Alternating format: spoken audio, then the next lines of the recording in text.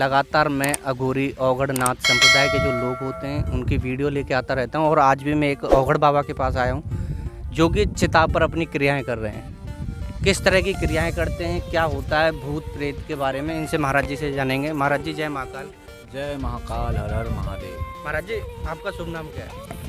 हमारा नाम है मलंगी बाबा अवगढ़ नाथ। अच्छा महाराज, कितना समय हो गया आपको अवगढ़ बने हुए? हमें अवगढ़ बने हुए हो गए कम से कम 12 साल।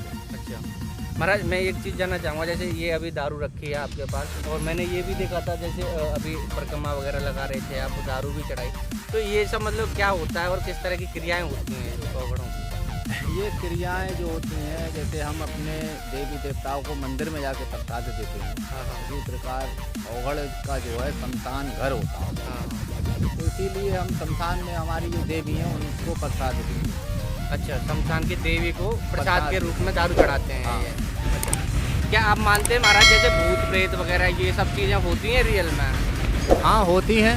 अच्छा। और जिन लोगों का सामना होता है उनको इस बारे में पता होता है। अच्छा। बाकी जिन लोगों को जो दिक्कत होती है, परेशानी होती है, तो यहाँ जब आते हैं तो अपने आप ठीक हो जाते हैं। अच्छा। और शमशान एक ऐसी जगह है जहाँ हर इंसान को आके मुक्ति मिलनी है, भले ही वो भूत पलीत क्यों ना हो। तो ये शमशान है, बाबा अवगढ़ नाथ का घर है कि हर भूत पलीत यहीं से पैदा होता है और हर देव शक्ति यहाँ से पैदा होती है। बस क्या है कि आपको सही रास्ता मालूम होना चाहिए और कोई समझ। अच्छा, जैसे मतलब बहुत सारे लोगों पे भूत प्रेत आ जाता है, किसी पे चुड़ैल आ गई, किसी पे जिंद आ गई, तो उनको किस तरह से ठीक करें? बहुत सारे लोग परेशान होते हैं इस चीज़ से और अभी आप जो कर रहे हैं शायद वो भी इसी का मतलब ऐसी जो परेशानी उनको दूर करने के लिए शायद ये आप अघोरी वगैरह बने हैं और अघोरी इसी क्रिया को करते हैं, तो होती है ये चीज़ें महाराज? देखिए, भूत पलीत होते हैं, हाँ।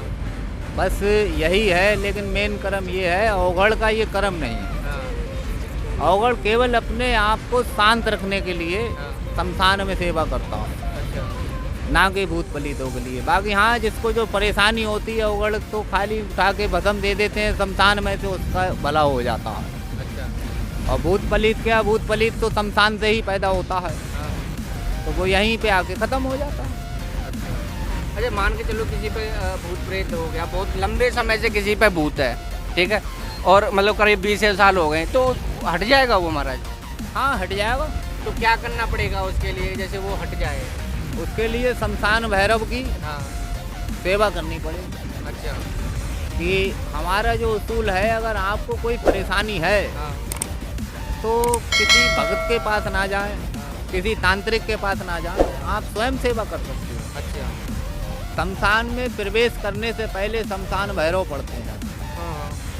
और उनके ही आदेश से हवाएं बाहर जाती हैं और उनके ही आदेश से अंदर आती हैं। तो शमशान भैरव की आप सेवा करें, कितना भी बड़ा भूत पलीत हो, जिन्न हो, जिन्नात हो, जब बाबा चलते हैं तो सब पकड़ के ले आते हैं, अल्लाह के शमशान में ही घूस देते हैं। अच्छा, एक चीज़ जानना चाहूँगा महाराज, जो शमशान होता है यहाँ पे तो बहुत सारी चिताएं जलती हैं, ठीक है, तो यहाँ तो बहुत सारे भूत होंगे, लेकिन यहाँ पे जब लोग आते हैं, जैसे चिता को जलाने के लिए लोग आते हैं, तो उन पे क्यों नहीं कुछ कहते, उनसे क्यों नहीं कुछ कहते ये जो भूत प्रेत? वो बात यह है, जैसे आपके परिवार में कोई बच्चे का जन्म होता है, हाँ। तो आप क्या करते हैं, खुशी मनाते हैं। हाँ। इसी प्रकार इंसान के ख़त्म होने के बाद प्रेत योनि शुरू होती है। हाँ।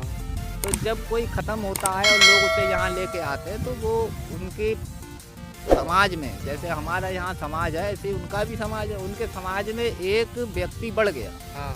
तो इस वजह से वो खुश होते हैं और उन इंसानों को कुछ नहीं करते। अच्छा, इसलिए किसी को कुछ नहीं कहते। अच्छा, जैसे किसी को परेशानी है, वो अगर आपसे मिलना चाहते हैं तो महाराज उनकी जो परेशानी दूर कर देंगे महाराज?